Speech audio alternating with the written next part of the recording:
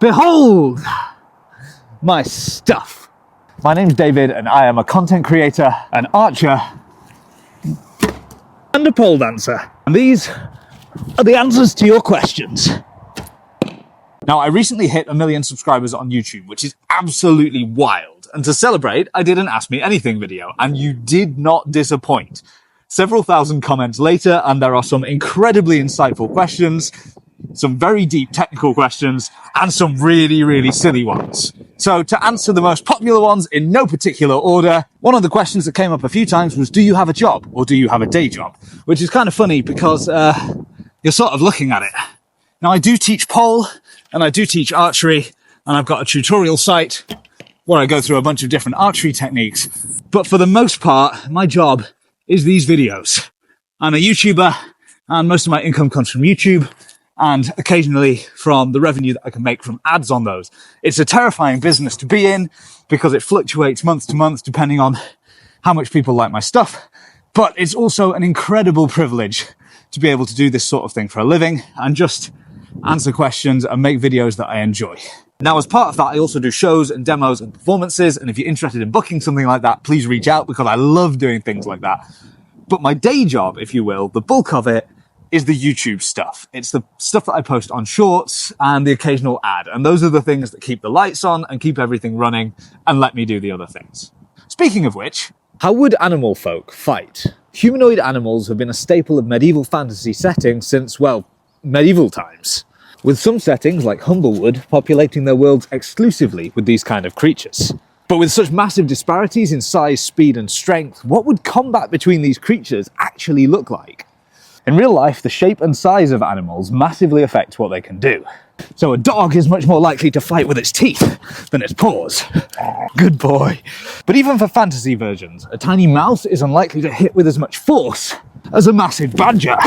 And while an owl's binocular vision and flight would make them terrifying archers, assuming they could hold the bow, imagine rabbit folk shock troops leaping over front lines, or a badger berserker going absolutely full ham on a target. And if you'd like more of this sort of thing in your D&D games, check out Humblewood Tales. With over 200 pages of new adventures, bestiaries, magic items, guides to the world, and more, it's perfect for new or returning players to the setting. What tales will you tell? Hey, I'm back. The next question that I got asked in a few different permutations was essentially, what and also the heck is going on with pole? How did you get into it? How long have you been doing it? Etc. I started pole when I was about 20. It was a semi-considered decision, but not an especially thought out one. It was that time of life when I was just looking for a whole bunch of new and interesting hobbies and really just trying to pick up on some of the skills that I thought looked cool and maybe become a person that I might think was cool. And pole at the time had stood out to me. I'd seen a couple of videos of like high-level performances from competitions and absolutely chickened out from applying to the society locally until a friend of mine that I knew through archery had seen me climbing trees, and she suggested that it might be a thing that I'd enjoy. So I sent a really tentative and worried email to the society being like, hey, do you take guys? Because a lot of pole societies just don't have any images of guys on their websites or whatever. You know, mask presenting people are not very common in the sport, but they did. They were willing to teach me, and I was willing to learn. So I rocked up, never ever saw the person who recommended it again. She never went to any of the classes I went to, never saw her again at archery. She may have been a face spirit that was there to tempt me into doing this, but hey, if so, it really worked. And it got me into a hobby that I love. I've been doing it for about, like coming on 12 years now. And yeah, it's really great fun, really great exercise, and it has taught me a whole bunch of other skills as well. The next question is basically the same question, but for archery. So I started archery at the age of 15 when my parents booked me onto a beginner course at a local range. I'd been really interested in Lord of the Rings and Legolas and stuff like that. And I started making my own bows in the backyard out of bamboo canes. which were not good bows. And my parents figured that it would probably be a good idea to get some training into me before I hurt myself or someone else, which was a good idea. And I still, even though I do online tutorials for archery, would recommend, if you can, going to an in-person beginner course if you're looking to start, either at a local archery range or a local shop or at like an outdoor activity center or something like that. Just the in-person teaching gets you the basics, it gets you the safety, and it lets you do that with somebody who knows what they're doing, reacting to you as you're going, so that you're not gonna cause a problem in the process while you're learning. But I should say that I did have some quite long breaks from archery in that time, because Olympic style archery is not for everyone, and it wasn't for me. It wasn't the things that I wanted to hit. It's relatively slow, it's very focused, and a lot of people who teach it aren't really aware of other archery styles. So I was getting told a lot that shooting faster or shooting more instinctively just wasn't possible in some cases. And so it wasn't until I saw some of the videos from people like Lars Anderson and Mihai Cosme, where they're shooting much, much faster and much more instinctive, that I began to realize that actually there is a side of archery that I can enjoy. There are alternative styles where you do different things with your hands, and it was messing about with those that really brought the joy back into archery for me. So if I have any advice for anyone that's looking to learn archery, which was another question I got a lot, it's not actually anything to do with technique. It's find your joy and keep it in your head. So whatever it is that inspired you to start, whoever it is that you saw on a screen or in real life that made you think, I want to be like that, chase that down, because there are always ways to shoot differently. There are always ways to find that cool thing and make it happen. But you got to chase it. I have tutorials if you want to learn to shoot some of the tricks that I do, but that might not be for you. If you want to shoot like an Olympian, go find an Olympic coach. But whatever your joy is, follow it. Because if you enjoy what you do, that's the whole of the battle. You don't have to be good at it. You just got to have fun. Am I an elf in disguise? I can't help but notice that potentially answering that question would invalidate the purpose of a disguise. I would also say in my defense that there are other people who do archery, and I haven't seen any media storms asking them if they're elves in disguise. Some people have said that my ears look a little bit pointed. I don't know. They seem kind of round to me. I don't think these are elf ears. I would say that these are Roman ears. They're definitely Roman ears. I'm a Roman in disguise. Another one that came up a few times was what inspired me to combine pole and archery. And honestly, the answer is that it seemed like a good idea at the time. There is a move in pole called Cupid, which looks like this, and it leaves your hands free. And I basically just thought that that was a challenge.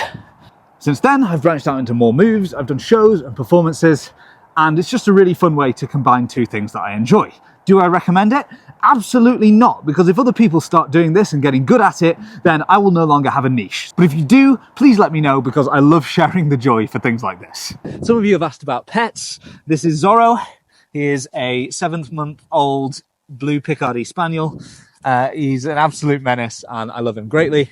I also have a royal python called Noodle. It is too cold for him out here, and he's shedding at the moment, so I don't really want to crack him out, but I'll try and include him in some future videos. A couple of you asked why I'm always barefoot, and the answer is I'm not. Look, see, I have shoes on. But honestly, yes, I do often wear shoes, especially if I'm doing pole, because having wet feet from the soggy grass means that I won't be able to grip, whereas having dry feet means that I can. Also, when it's really cold, I'll stick shoes on and things. The reason I don't wear them the rest of the time is partly because it allows me some extra maneuverability, and partly because I just like the vibe. And I guess, maybe related to that, I also got the stereotypical question of OnlyFans when. I got this less than I expected, so thank you for your restraint. Now, I could answer this question flippantly, but I do kind of want to address the point. Because I am a pole dancer, I am pretty comfortable in my own body. It's taken practice to get there, but I'm used to training in not very much clothing. In theory, I don't have a problem with doing a photo shoot with no clothes on or something like that. But I don't enjoy overtly sexualizing myself. I can do it in kind of like cheeky, flirty ways, but going beyond that is not something that I would particularly enjoy. And given that there are still a lot of negative consequences in this world that come back to people who do sex work, and I've experienced even negative consequences from just doing non-sexualized pole work, I don't need that extra stress in my life. I enjoy what I do. I'm not going to add to that by doing things that are going to cause me and potentially my family more problems than we need. So, sorry if that's not the answer you were looking for, but the world sucks. There were a whole bunch of other really good questions. I was not able to answer as many as I would have liked, so I'll try and get through more of them. But the one that got liked the most, the one that made it to the top, the one that I got asked time and time again was, can you show us the Armory?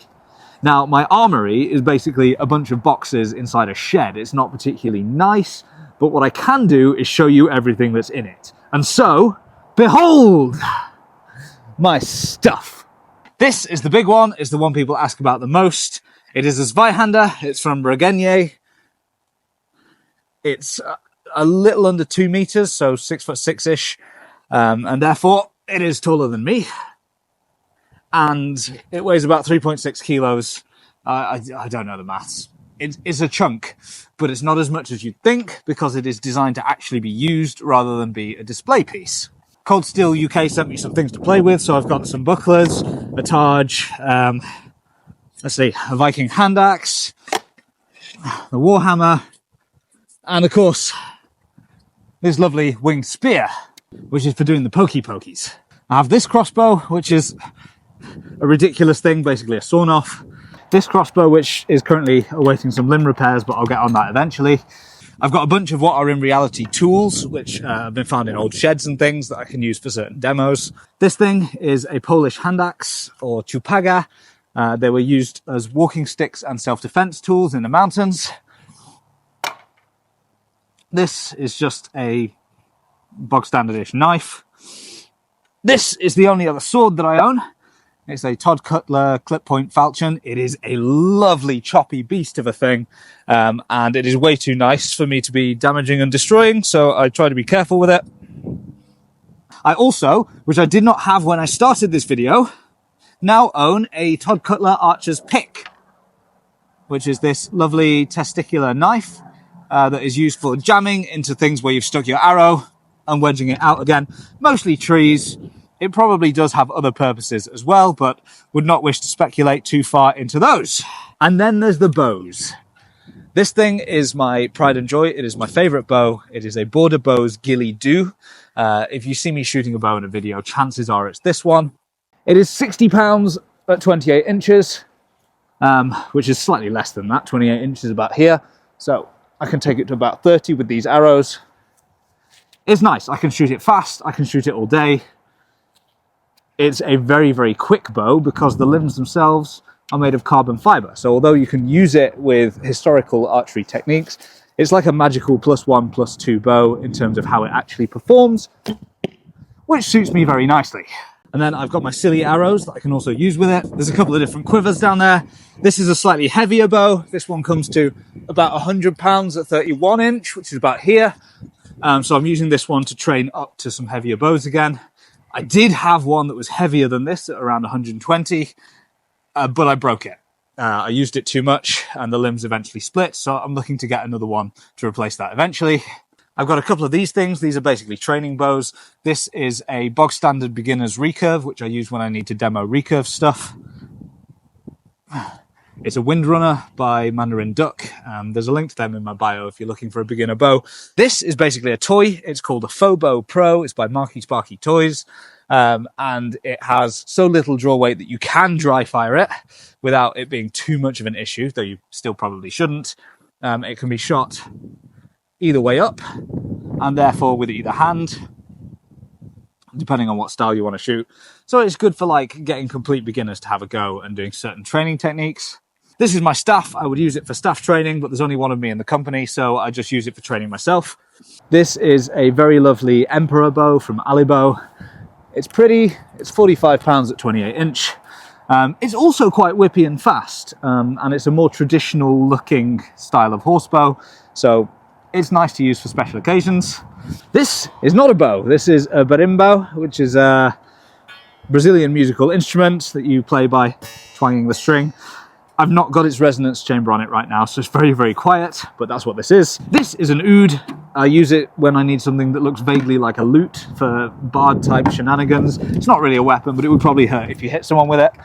These are my heels. They are weapons, but for some reason I occasionally wear them on my feet. And this is a ceremonial 20-sided die with a big 30 on the natural 20 side of it that I got for my 30th birthday. And it absolutely would hurt if you threw it at someone, but mostly it's for making big rolls. 17. So that's it for now. I have a lot of tidying up to do, so I'll be getting on with that. Thank you all for watching. Hope you enjoyed it. Hope you got the answers to the questions that you wanted, and I will see you on the next video.